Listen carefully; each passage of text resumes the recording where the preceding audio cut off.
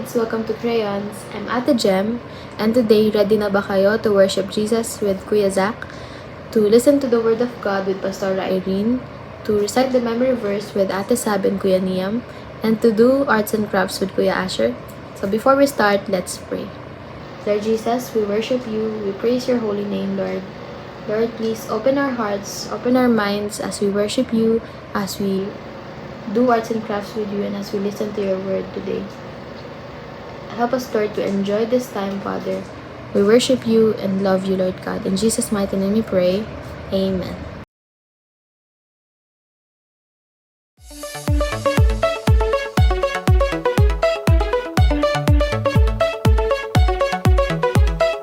God made me, He made everything. God loves me, He can do anything. If I run over here, if I run over there, God is everywhere, and He loves me. When I look up, up, up, I know He's real. When I look down, down, down, I believe what I found. When I look in God's Word and I search for Him, He rewards me, 'cause He loves me. God made me, He made everything. God loves me, He can do anything. If I run over here, if I run over there, God is everywhere, and He loves me. When I look up, up, up, I know He's real. When I look down, down, down, I believe what I found. When I look in God's Word and I search for Him, He rewards me, 'cause He loves me. When I look up, up, up, I know He's real. When I look down, down, down, I believe what I found. When I look in God's Word and I search for Him, He rewards me, 'cause He loves me, 'cause He loves me, 'cause He loves me.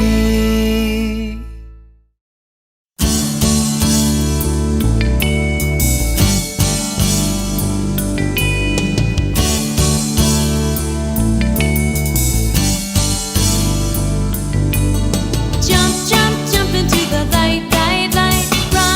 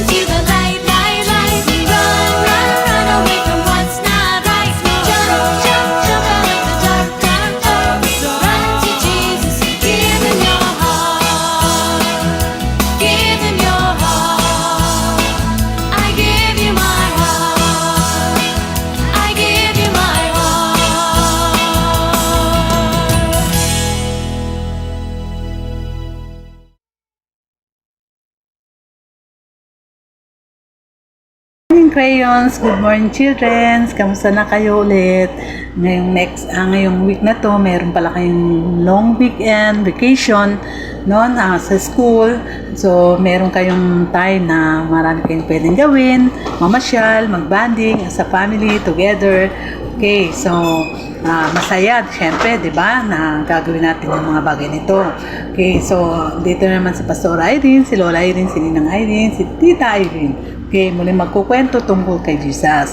Okay, ang kwento natin ngayon ay pinamagatang ito, the parable of the shrewd manager. Okay, Luke chapter 16 verse 1 to 13. Okay, so sabi dito, isa sa mga taninhaga ng kwento ni Jesus tungkol sa tusong katiwala. Okay, sabihin, yung tuso, yung manloloko, mandaraya, yung mabilis mag-isip ng masama. Okay, so matatagpo natin sa Luke chapter 16 verse 1 to 13. So dito sa ating kwento, merong dalawang karakter. Okay, the rich man and the manager. So may isang mayamang lalaki na mayroong isang katiwala. Kumuha siya para pagkatiwala niya dun sa kanyang negosyo. Kumuha siya ng manager. Ayan. Okay, so itong mayamang lalaki na to na pinagkakatiwalaan niya itong manager ay sinumbong sa kanya na nilulustay o pinagnanakawan ang kanyang ari-arian. Okay, so kaya pinatawag niya yung manager na tinanong niya, ano ba itong nababalitaan ko sa iyo? Sabi sa kanya, no, doon sa manager, isauli mo sa akin ng buo ang pangangasiwa o pangangalaga mo sa aking mga ari-arian, pagkat mula ngayon ay hindi na ikaw ang aking katiwala. Sabi niya, hindi na ikaw ang aking pagkakatiwalaan. Siyempre, nalungkot yung manager kasi mawawalan siya ng trabaho, di ba? So, sabi ng katiwala sa sarili niya, aalisin na ako ng aking Panginoon, ng aking amo sa aking pangangasiwa o pangangalaga o pagbabantay na anong gagawin ko ngayon. Sabi niya sa anong gagawin daw niya na mga bagay na dapat niyang gawin. Sabi niya, naku, di ko kayang magpungkal ng lupa. Siyempre, mahirap magbungkal, di ba? So, mabigat, mahirap. So, nahiya naman ako magpalimos, sabi niya. Siyempre, pag mamalimos siya, ano siya, di ba? Yung malaking tao siya, malakas siya, tapos mamalimos siya. Alam ko na, sabi niya, sabi ng manager, alam ko nang gagawin ko. Sabi niya, maalis man ako sa aking pangangasiwa, pangangalaga, may tatanggap sa akin sa kanilang tahanan. So, alam niyo ba, children, meron siyang bagay na ginawa na hindi nalalaman nung may-ari. So, kumuha siya ng isang bagay na hindi kaya-aya sa Panginoon, kahit kanino. So, ngayon, dahil manager siya, isa-isa niyang tinawag yung may mga utang sa kanyang amo. Yan, tinawag niya yung isang may utang. Sabi niya, magkano ang yung utang sa aking amo? Sabi niya, ng manager doon sa tao. Sabi niya, 100 tapayang langis po. Sabi niya, ito ang kasulatan. Sabi niya, yung pagkakautang, dali at tumupo ka at gawin mong 50. Sabi ng katiwala, bir mo 100, ginawang 50. So, nandaya siya, di ba? So, ngayon, tinawag niya uli yung pangalawa, tinanong niya, ikaw, magkano ang utang mo sa aking amo? Sumagot naman yung pangalawa, sabi niya, 100 kabang triho po. Sabi niya, ito na ang kasulatan, sabi niya, na yung pagkakautang, wika niya. Tapos sabi niya, ilagay mo na 80. Siyempre, kulang na naman yung may kupit na naman siya. Ganun na lang nakita ng Diyos, ng Panginoon, ang pandarayang katiwala na ito na dahil sa katalinuhang pinakita niya, sapagkat ang makasalibutan ay mas mahusay gumawa ng paraan kaysa mga makadiyos. Diba? Yung mga taong hindi wala sa Panginoon, hindi nakakilala sa Diyos, walang takot sa Diyos, mas gumagawa sila ng bagay na kaya nilang gawin na mandaraya, manloko. So, yun. Pero pag nasa kay Lord tayo, nagtuturo si Lord sa atin na hindi natin kayang gawin, na hindi natin dapat gawin. Diba, children? Okay, so ngayon, yung nangyari yung mga bagay na yon na ang sabi ng Biblia na ang mapapagkatiwalaan sa maliit na bagay ay mapapagkatiwalaan sa malaking bagay. So, pag gumawa tayo ng maliit na bagay na pinagkatiwalaan tayo, pwede tayong pagkatiwalaan sa malaking bagay. Diba? Mas maganda yon. Sabi niya, ang mandaraya sa maliit na bagay ay mandaraya rin sa malaking bagay. So, So kahit na malit na bagay yung ginawa nating pandaraya, ay pwede rin mangyari na ito'y lumaki sa pandaraya. Kung di tayo mapapagkatiwalaan sa mga kayamanan ng sanlibutan ito, sino magtitiwala sa atin, di ba? Sa inyo o sa kayamanan. Kaya kailangan maging tapat at maging honest tayo sa buhay na pinagkatiwalaan sa atin ng Diyos. Okay? So, kailangan na maging honest tayo sa mga bagay na pinagkakatiwalaan sa atin. Kagaya ng mga magulang natin, kung ano yung binigay sa atin, tinutubusan tayo, kailangan isauli natin yung mga sukli. Kung magkano yung pinagbilan at magkano yung sukli na kailangan isauli natin sa kanila. Kasi yun yung bagay na magbibigay sa atin ng kasiyahan ng Diyos sa buhay natin na nagiging tapat tayo. Diba? Children, maganda yun. Sabi ng Biblia na walang makapaglingkod ng sabay sa dalawang Panginoon sapagkat kapuputan ng isa at ibigin ng ikalawa. Paglilingkuran ng tapat at ang isa tahamakin ang ikalawa. Hindi nyo mapapaglingkuran ng sabay ang Diyos at kayamanan. So, kailangan na talagang maglilingkod tayo na nandun yung paglilingkod natin sa Diyos na hindi tayo masyadong nakapokus sa anumang bagay, sa anumang yaman. So, talagang kung maglilingkod tayo, ibigay natin yung ating katapatan sa Diyos. Okay ba yung children? So, kailangan maging honest tayo, maging matapat tayong bata. Okay? Para magkasiyahan tayo ng Diyos. Gusto ng Panginoon na gumagawa tayo ng mabuti, di ba? Sabi ng Bible na kung ano yung mabuti, gawin mo. Kung ano yung masama, itapon mo, alisin mo. So, kailangan gagawin natin kung ano yung bagay na mabuti na gusto ng Diyos sa buhay natin. At maging tapat tayo lagi sa lahat ng bagay. Sa mga magulang natin, sa mga taong nagtitiwala sa atin. Amen? So, magdasal tayo, ha? Children, thank you. Let's pray. Panginoon, maraming salamat sa umagang to, Lord. Salamat, Lord, na yung tinuturo mo sa amin, Lord, na katapatan, Lord, na maging tapat kami sa lahat ng bagay. Na gawin namin yung mga bagay na ito, na maging papuri, pasasalamat sa iyo, na maging masaya ka sa amin, na gumawa kami ng mabuti. At ang katapatan na ito, Lord, na magbibigay sa amin, Panginoon, ng aming pananampalataya na magtiwala sa iyo, Panginoon. Salamat sa umagang to, Lord, sa pagturo mo sa amin na gawin namin yung mabuti at itapon namin yung mga bagay na masama na hindi namin dapat gawin. Salamat at ang mga batang to, Lord, magpalayo mo sila at ikaw ang patuloy na magpala sa kanila. Ingatan mo sila, gabayan mo sila at ikaw, Panginoon, ang magpala sa pangalan ni Jesus. Amen. Bye, children. Goodbye, crayons. Sa susunod ulit, God bless you. Pastor Irene Binasoy. Salamat. Pagpalain tayo ni Lord. Amen. Thank you. Bye-bye.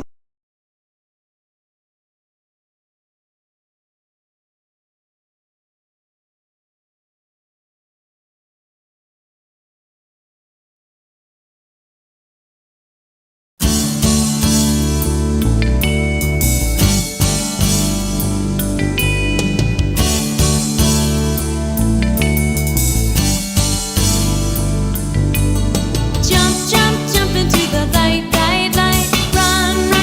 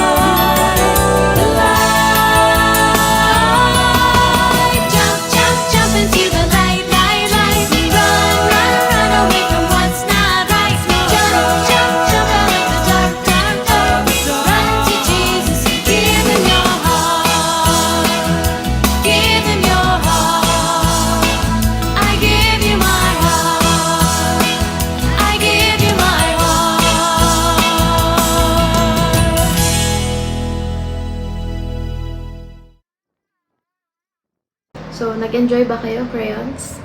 Feel free to share this video to your family and friends, and don't forget to share your arts and crafts sa ating Facebook group. See you next week. Bye!